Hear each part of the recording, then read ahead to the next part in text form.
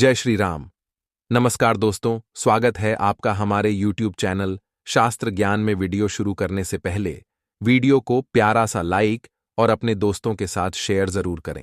दोस्तों, इसका एक टुकड़ा खाते ही औरत को आप खुश कर सकते हैं। मर्दों के लिए अमृत है यह पौधा। सत्यानाशी या गमौरी एक अमेरिकी वनस्पति है, लेकिन भारत में यह सब स्थानों पर पैदा होता है। सत्यानाशी के किसी भी अंग को तोड़ने से उसमें से स्वर्ण सदृश पीत वर्ण का दूध निकलता है, इसीलिए इसे स्वर्ण क्षीर भी कहते हैं। यह सत्यानाशी का पौधा है जिसे शास्त्रों में सिद्धियों को देने वाला और रोग मुक्त अर्थात निरोगी काया देने वाला कहा गया है। वैसे हम लोग अपने काम को सिद्ध करने के लिए अलग अलग कई तरीके उपाय करते हैं और कुछ लोगों के उपाय सिद्ध भी हो जाते हैं। लेकिन फर्क क्या होता है? सही तरीके से सही मुहूर्त पर अगर कुछ उपाय करें तो वह उपाय सारे के सारे कारगर होते हैं। और आज मैं फिर से एक बहुत ही सुंदर सी वनस्पति के बारे में जानकारी लेकर के आया हूं। अगर आप इस उपाय को करके सिद्ध करके अगर इसका उपाय कर लेते हैं तो यकीन मानिए आपका हर काम पूरा होगा।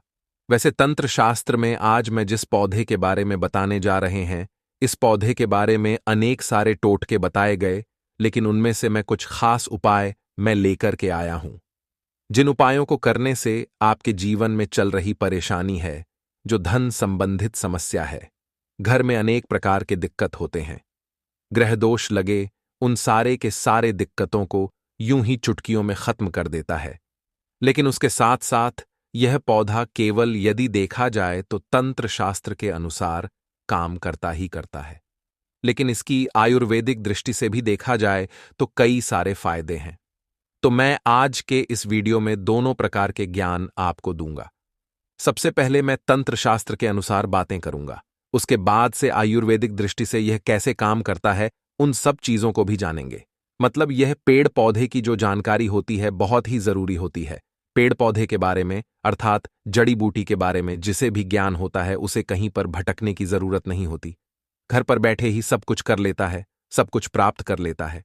न तो उसे कोई बीमारी होती है, न तो उसे धन दौलत की किसी चीज की कभी कोई कमी रहती है।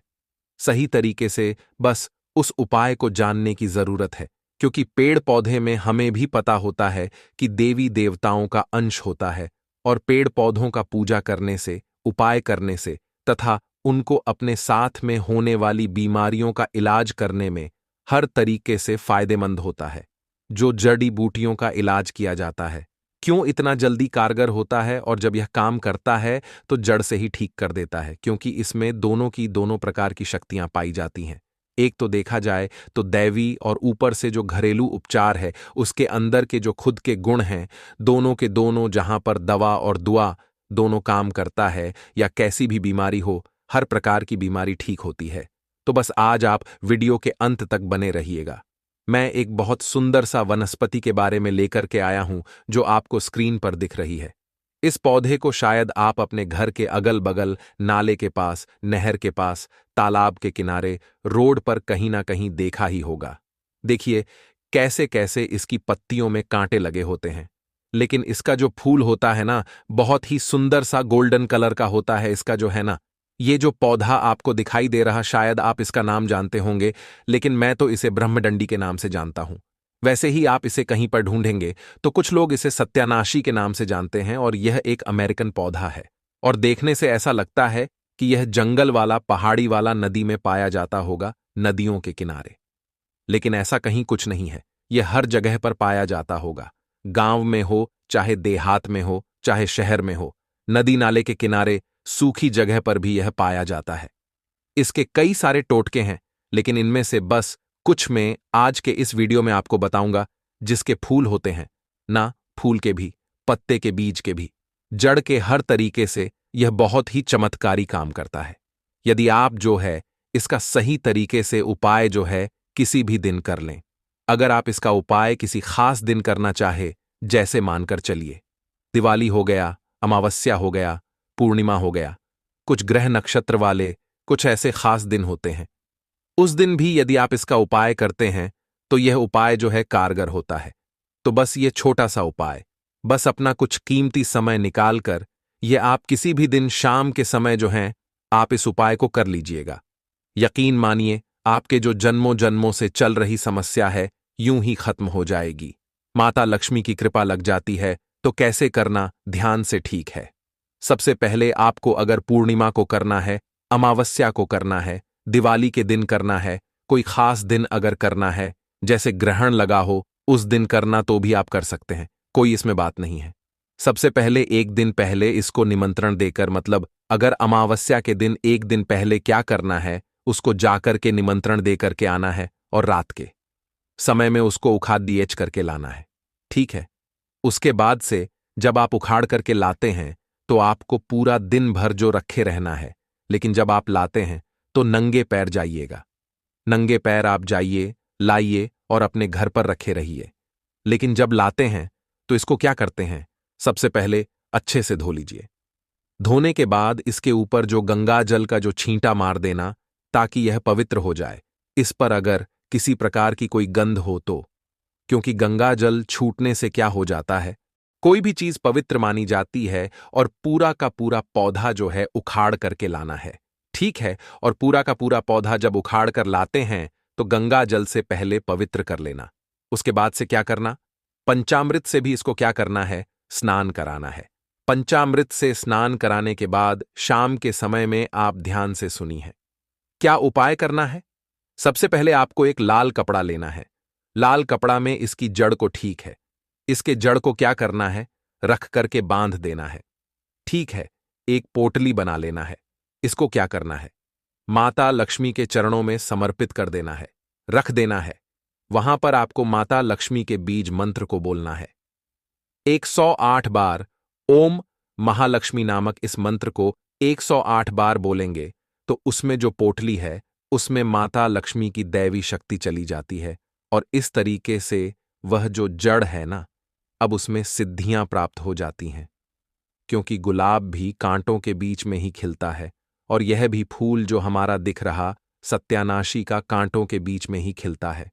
इस अगर फूल को, पीला कलर का फूल को अगर बहुत ही सावधानी से तोड़ करके अगर भोले बाबा के शिवलिंग पर चढ़ा देते हैं, भगवान शिव को चढ़ा देते हैं, तो भोले बाबा अति प्रसन्न हो जाते हैं। और खास तरीके से सोमवार के दिन, यदि सोमवार के दिन भगवान शिव के मंदिर में जाकर के इस फूल को चढ़ा देते हैं तो भोले बाबा अति प्रसन्न होते हैं। इस फूल को आप हल्का मत समझिए, इसमें बहुत बड़ी शक्ति पाई जाती है, लेकिन सही तरीके से उपाय करने पर अगर इस उपाय को, अगर इस पुष्प को ले जाकर के भगवान शिव के मंदिर में चढ़ा देते हैं तो आपके जीवन में कैसी भी समस्याएं चल रही हैं, कोर्ट कचहरी का चक्कर चल रहा है, खास तरीके से किसी से लड़ाई झगड़ा हो, कोई दुश्मन हो, कोई शत्रु हो, तो बस यूं ही यह सारे के सारी चीजें खत्म हो जाएंगे। कोर्ट कचहरी में आपको विजय की प्राप्ति होगी। इसके साथ साथ में आप एक और उपाय कर सकते हैं जो इसकी जड़ होती है। इसको लाल कपड़े में रख करके, ठीक है, दाहिने हाथ से आपको इस काम को करना है। लाल कपड़े में रखकर सबसे पहले अपने घर के पूजा मंदिर में कुछ समय के लिए रख देना है। और जब आप किसी काम को करने के लिए जाते हैं, मतलब कोई भी काम आप करते थे, हमेशा उस काम में कोई ना कोई रुकावट हो जाती थी, काम पूरा ही नहीं होता था। कोर्ट कचहरी का चक्कर है आपको, उसमें जो विजय प्राप्ति चाहिए तो आप इस उपाय को कर लीजिएगा। कहीं भी कोई भी काम करने जाते हैं, वह काम सफल होता है तो करना कैसे, आपको लाल कपड़े में इसकी जड़ को लेकर के कुछ समय सबसे पहले अपने घर के पूजा मंदिर में रख दीजिए। ठीक है। उसके बाद से उसको उठा करके आपको अपने पॉकेट में रख लेना और जिस भी काम को करने जाते हैं उस काम को करने के लिए निकल जाइए। 100 नहीं 105% की गारंटी के साथ कह सकते हैं कि वह काम आपका हो करके ही रहेगा, चाहे कोर्ट कचहरी में आप क्यों गलत क्यों ना, क्योंकि पक्ष आपके फैसला आपके पक्ष में ही होगा। इतना ही चमत्कारी उपाय होता है। तो चलिए अब हम लोग जो है इसके जो आयुर्वेदिक हैं उसको हम लोग समझ लेते हैं, क्योंकि इसका आयुर्वेदिक उपाय भी समझना जरूरी है। इसमें दैवीय शक्तियां तो हैं, दैवीय शक्तियां के साथ साथ इसका कुछ अपना जो गुण होता है, उस गुण के कारण, कुछ औषधीय गुण के कारण या अनेक प्रकार की बीमारियों में क्या करता है, ठीक काम करता है। वैसे कोई भी जड़ी बूटी होती है उसमें एक नहीं अनेक प्रकार के रोगों को खत्म करने का तरीका होता है, खत्म करने का पावर होता है, लेकिन हम लोग जानते नहीं हैं और जानकारी के अभाव में हम लोग यूं ही खरपतवार समझकर इसे यूं ही उखाड़ करके फेंक देते हैं। लेकिन यह जो कांटेदार पौधा है ना, इसको हल्का मत समझिए। अब इसका उपाय आप समझ लीजिए। बहुत ही चमत्कारी पौधा है। कैसे करना है, ध्यान से समझिए। पहला नंबर का जो देखा जाए, यदि आपके जोड़ों में दर्द बना रहता है, हड्डियों में है और कहीं कहीं पर सूजन लग गया है, जोड़ हो गया है, तो वहां पर आपको मतलब चोट संबंधी कोई भी समस्या हो, जो बाहर के क्षेत्र में स्किन पर एक्सटर्नल कोई भी हो, चोट लगा हुआ हो, तो आप क्या करना है कि इसका जो बीज होता है ना, इसके बीज का तेल आता है। ठीक है, यदि इसके तेल को मार्केट में बोलेंगे सत्यानाशी का तेल, तो बड़ी आसानी से मिल जाता है। आप ऑनलाइन भी मांगा सकते हैं। तो सत्यानाशी के तेल की क्या करिए, आप वहां पर मालिश करिए। यकीन मानिए, जैसे सूजन हो तो आप इसके पाउडर लीजिए और 20 ग्राम इसके पाउडर को, ठीक से 20 ग्राम पाउडर को पानी में मिला करके या पानी के साथ आप जो किया करिए, सुबह शाम लेना शुरू कर दीजिए। 100% आपको लाभ मिलेगा। अगर यह आपके घर के आसपास मिलता है, अगर उसका पाउडर बनाकर रखें तो बड़ी अच्छी बात है, फ्री में हो जाएगा। वैसे यह जो सत्यानाश का पौधा या त्वचा संबंधी रोग होता है, कुष्ठ रोग होता है, कुछ अनेक प्रकार के, कुछ एक्सटर्नल यदि शरीर पर दाग धब्बे, तो वहां पर भी इसका पेस्ट लगाने से क्या कि वहां पर राहत मिलती है। ठीक है, बहुत ही जबरदस्त और खास तरीके से। अगर आपको दाद, खाज, खुजली भी होता है, अगर इसका तेल अगर इस्तेमाल करते हैं, दाद, खाज, खुजली कैसी भी हो, पुरानी ठीक हो जाती है। तो आज के इस वीडियो में ये जो सत्यानाशी, जिसे ब्रह्मडंडी के नाम से भी जाना जाता है, इसके बारे में मैंने दोनों तरीके के उपाय बताए हैं। एक तंत्र शास्त्र के अनुसार उपाय बताया, दूसरा आयुर्वेद का उपाय बताया है। किसी भी पेड़ पौधे में दोनों प्रकार के गुण पाए जाते हैं, जो जड़ी बूटियां होते हैं। एक तो औषधीय गुण उसमें होते हैं, साथ ही साथ उसमें जो क्या होते हैं कि दैविक गुण भी होते हैं। तो दवा और दुआ दोनों काम करते हैं। जब दवा और दुआ जहां दोनों काम करते हैं, वहां पर आदमी कैसे निराश रह सकता है? उसके जीवन में कोई समस्या नहीं आ सकती। पेड़ पौधे होते हैं ना, इनके बारे तंत्रशास्त्र के अनुसार आयुर्वेदिक ज्ञान होना बहुत ही जरूरी होता है। दोस्तों, आज की वीडियो में बस इतना ही। उम्मीद करता हूं आज की यह वीडियो आपको पसंद आई होगी। पसंद आई हो तो वीडियो को एक लाइक, हमारे YouTube चैनल शास्त्र ज्ञान को सब्सक्राइब जरूर कर दीजिएगा। साथ ही कमेंट बॉक्स में जय मां लक्ष्मी लिखना ना भूलें। धन्यवाद।